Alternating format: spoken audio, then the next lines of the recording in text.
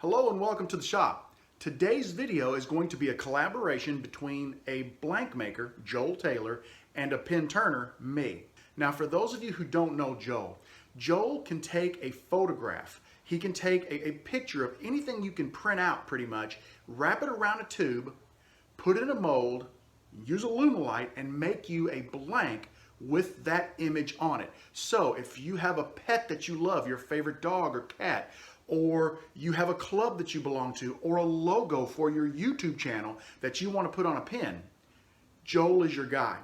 I'm going to include a link down below to the video that Joel did to complement this video. And in his video, you're going to see him make the blank that I'm about to open and turn. Okay.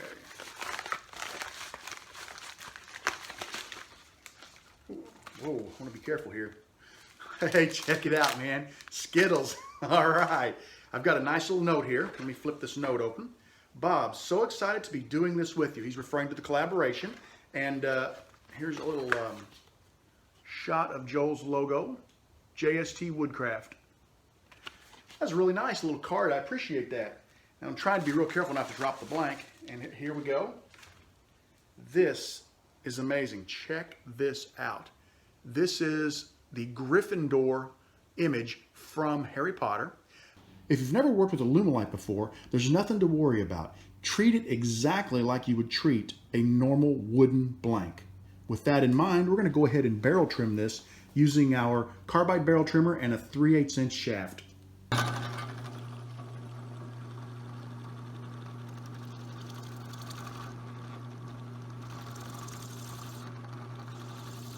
I'm just going to take nice, slow little passes at it. I don't want to get in a hurry because I don't want to take too much material away at once. I'm going to pause to clean the ribbons off of the trimmer. We're almost to the tube.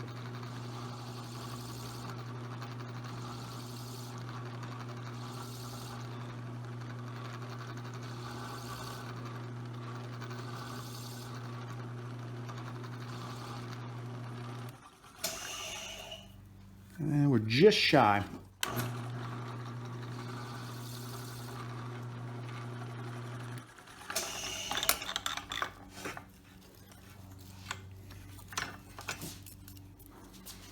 And you can see the tube is right at the edge of the blank. Let's go ahead and do the other side. I've got the blank mounted to the lathe, and before I start turning, I just want to say something quick about a Lumilite. If you have never turned a resin blank and you're nervous about turning one, don't be. A Lumilite is probably the most forgiving material to turn of all of the resins. Treat it just like you would treat a wooden blank.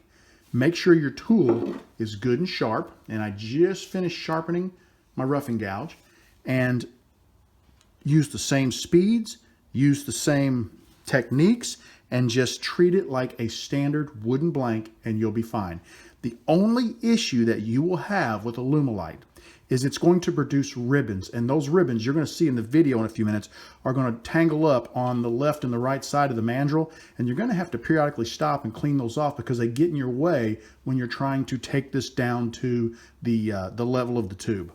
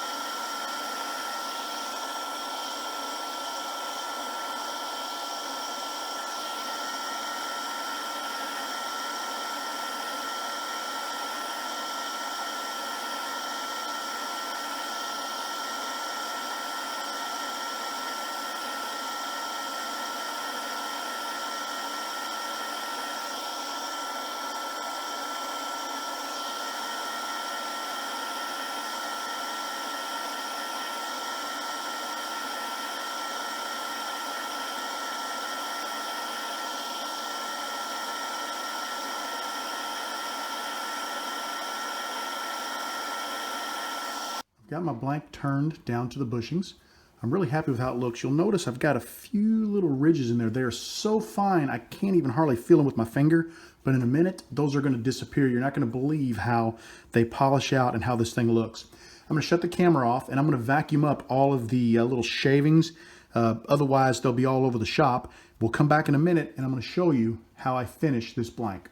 I've got everything cleaned up and out of the way, and I'm ready to start finishing this blank. I'm going to use these acrylic and Corian finishing pads. I have a tendency to call them micro mesh, but they are not the official micro mesh brand. I get these from Penn State. They are double-sided and they're color coded. So you go yellow, blue, orange, purple, light blue, gray, and you run through them in that order each and every time, and you get an incredible finish on your resin blanks. We're going to start off with the red pad, and I like to get them damp. And then I just take the pad and I put a little bit of pressure. You don't want to go crazy with the pressure, but what I'm doing is I'm watching the front of the pad here. As the blank turns over, you start to see a slurry build up. See that white slurry? That's what you're looking for. Okay? Now we're going to wipe the blank off, and we'll slow it down and take a quick peek at it. And you can see some of the heavier scratches are already being removed. I'm going to go ahead and rinse this pad off, and we're going to go back after it with the yellow pad and take a few more of these thicker scratches out. I cleaned off and re-wetted the pad, and once again I'm just going to build a slurry.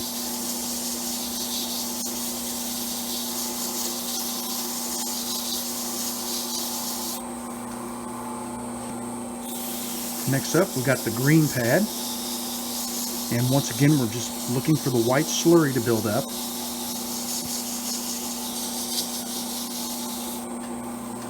In between pads, I like to wipe the blank off, and you can see the blank is already starting to polish up. These scratches are starting to be removed, and it's really looking nice.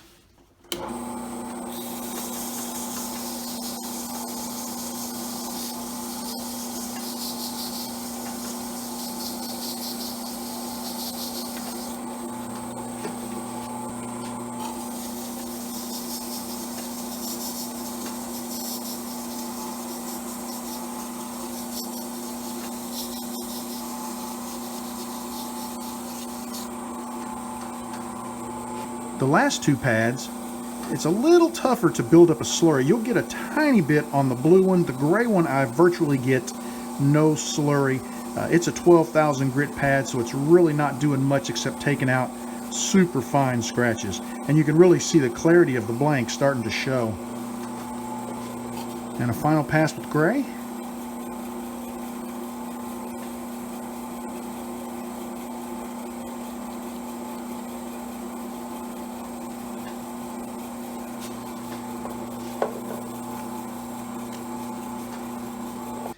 And as you look at the blank, it's absolutely gorgeous. See how it shines? What I'm doing is I'm just following along the blank, and I'm looking for any imperfections. If you see scratches still in your blank, then you can go ahead and run back through the pads. Now, I may not go back to the yellow pad. I may start at about the orange pad, which would be the third one in the series. Depending on how deep the scratches are, I just make that judgment. I don't see any scratches in this blank.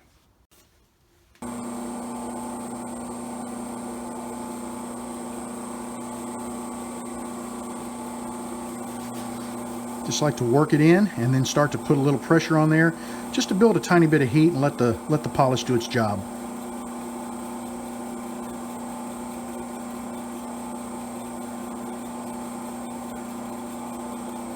When you're polishing, I like to polish from the center out, and I like to get close to the blanks or close to the bushings. But when you get on the bushing, watch this. I'm on the bushing, see what happens? So if you're doing a light colored blank like a maple or any other light wood, and if you're polishing off onto the bushings, you're going to bring some of this metal dust back into your blank, and you could darken or ruin your blank. So I like to polish from the center out, get as close as I can to the end, but I like to be really careful about polishing the bushings. The plastics polish has had plenty of time to dry, so I'm just going to now go ahead and buff it off the blank. I'm not applying a lot of pressure, just a little bit. Truthfully, I don't even feel any heat building up on my fingers.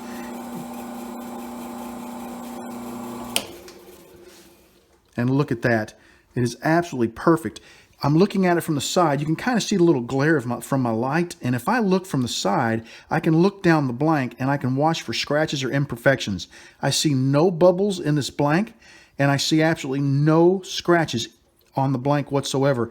It's gorgeous. I'm ready to assemble my pen, and I've laid out all of my parts, and I'm a little bit disappointed. Take a look at this. The plating is coming off of this particular pen. Now, I have never had this happen with a Majestic Squire before. Luckily, it is the part that gets pressed into the tube and not the part that shows. So I'm going to go ahead and use this because I want to finish the pen. I don't think it'll hurt anything, but I am really disappointed in that kit. We're going to take our blank and make sure we have everything pointing in the proper direction.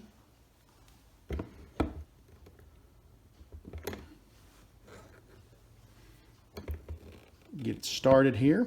There we go. And I'm going to stop just before I finish.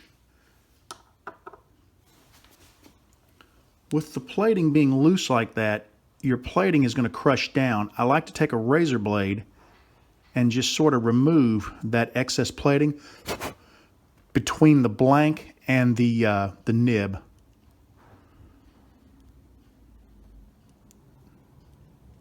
I've had this happen before on other kits, just not on the Squire. If you don't remove that plating, what will happen is when you finally press the pen all the way together, it'll crush and it'll show right at the seam line of your pen. So we can go ahead now and finish pressing this blank into the nib.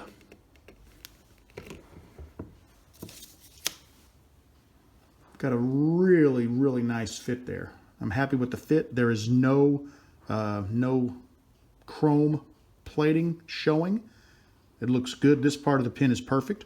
Let's go ahead and press the cap in. And I want to be real careful. I think we're going to try to line this up to where it's centered on the back of the pen. So when it's in your pocket, you see well, I guess it's not going to show if it's in your pocket. But anyway, we'll put that on the back. Actually, let's think about that. If you're writing with your pen, well, there's not a good way to let that show, so I think I will go ahead and hide the seam on the back of the pen.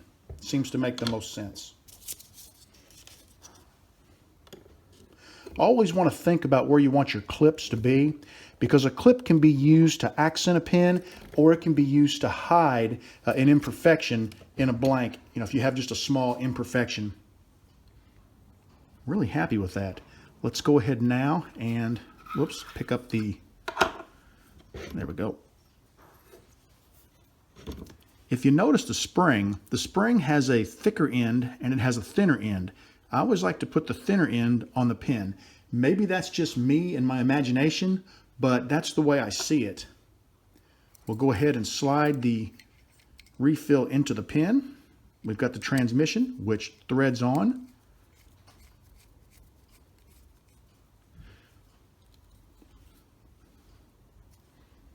Okay, and then the cap snaps onto the transmission.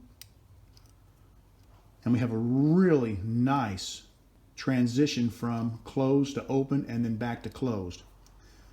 Really happy with how this pen turned out.